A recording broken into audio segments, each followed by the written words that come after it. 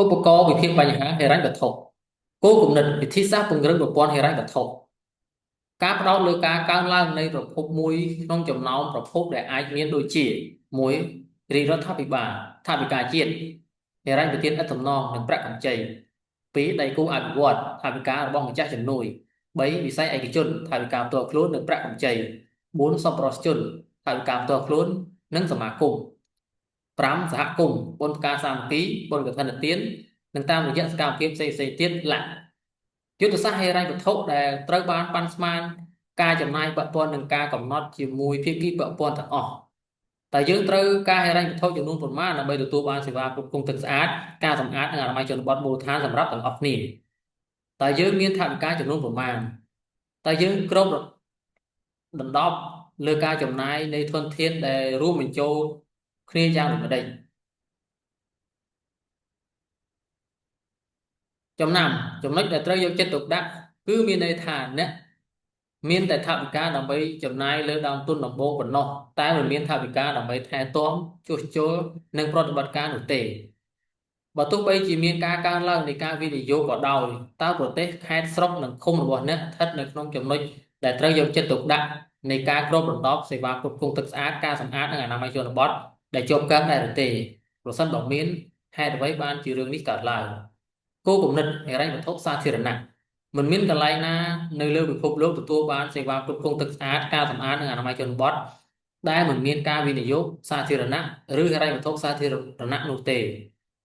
ហិរញ្ញវត្ថុសាធារណៈជាមូលនិធិដែលទទួលបានពីពន្ធក្នុងស្រុកដែលបានបែងចែកនៅថ្នាក់ជាតិឬមូលដ្ឋានគោលការណ៍ស្នូលគឺជាមូលនិធិគួរតែត្រូវបានបង្កើនបែងចែកនិងប្រើប្រាស់ដោយមានប្រសិទ្ធភាពនិងដោយស្មើភាពគ្នាសម្រាប់ជនក្រីក្រ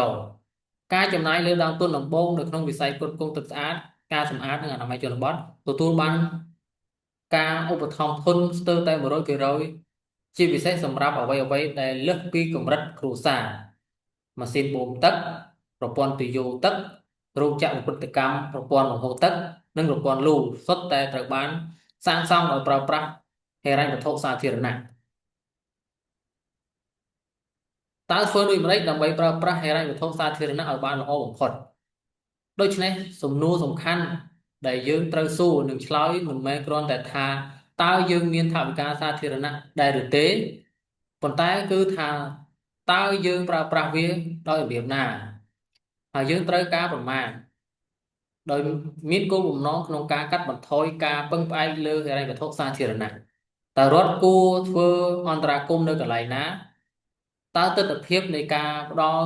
សេវាណាខ្លះដែលគួរទទួលបានការទូទាត់តើទិដ្ឋភាពនៃការផ្ដល់សេវាណាខ្លះដែលមិនគួរទទួលបានការទូទាត់តើថ្លៃសេវារបស់អ្នកប្រើប្រាស់គួរចាត់ចូលក្នុងប្រភេទណាតើយើងអាចធ្វើឲ្យមានលំហូរថវិកាយ៉ាងមានប្រសិទ្ធភាពទៅកាន់និងតាមរយៈរដ្ឋាភិបាលថ្នាក់ក្រោមជាតិយ៉ាងដូចម្តេចយើងត្រូវតែសួរថាតើយើងអាចជំរុញរដ្ឋាភិបាលឲ្យកំណត់អាទិភាពលើសេវាគ្រប់គ្រងទឹកស្អាតការសម្អាតនិងអនាម័យជនបទឲ្យបានគ្រប់គ្រាន់ដើម្បីចាប់ផ្ដើមវិនិយោគលើសេវានេះយ៉ាងដូចម្តេច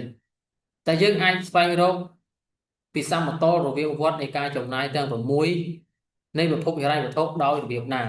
ត្រូវឆ្លើយសំណួរទាំងនេះក្នុងបរិបទនីមួយៗសម្រាប់ការវិនិយោគណាមួយលើសេវាគ្រប់គ្រងទឹកស្អាតការសម្អាតនិងអនាម័យជនបទដើម្បីឲ្យមាននិរន្តរភាព